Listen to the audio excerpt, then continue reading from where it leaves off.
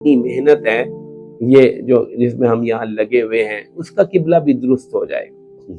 میں نے اللہ کی رضا حاصل کرنی ہے، اللہ کو منانے، اللہ میرے مقصود ہے، مجھے اور کوئی چیز نہیں چاہیے، کوئی دکھلاوا نہیں ہے، کوئی شہرت نہیں ہے، کوئی مال نہیں ہے، تو اللہ کو راضی کرنے کے لیے آئے ہیں، محنت میں لگے ہیں، جہاں اللہ لگا دے، جس کام میں لگا دے، مقصود اللہ کی رضا ہے، جس کام میں لگ جائے، امامت کر رہا ہے، خطابت کر رہا ہے، تدریس کر رہا ہے، اگر مقصود اللہ کی ذات نہیں ہے تو کیا کر رہا ہے؟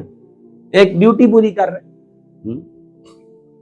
تو اس بات کا جو ہے بہت زیادہ استحضار کرنا چاہیے، اور اس بات کو اللہ تعالیٰ سے مانگنا چاہیے، اور اس محبت کا نتیجہ کیا ہے؟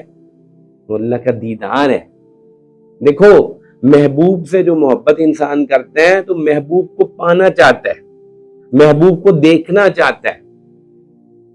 واللہ العظیم، اللہ تعالیٰ سے محبت، اس کی اطاعت، اس کی رضا کا جو اصل سب سے بڑا انعام ہے وہ اللہ کی رضا ہے، اور اللہ کا دیدار ہے جو جنت میں ہوگا۔ جنت کی سب سے بڑی نعمت اللہ جل جلالہ کا دیدار ہے۔ رسول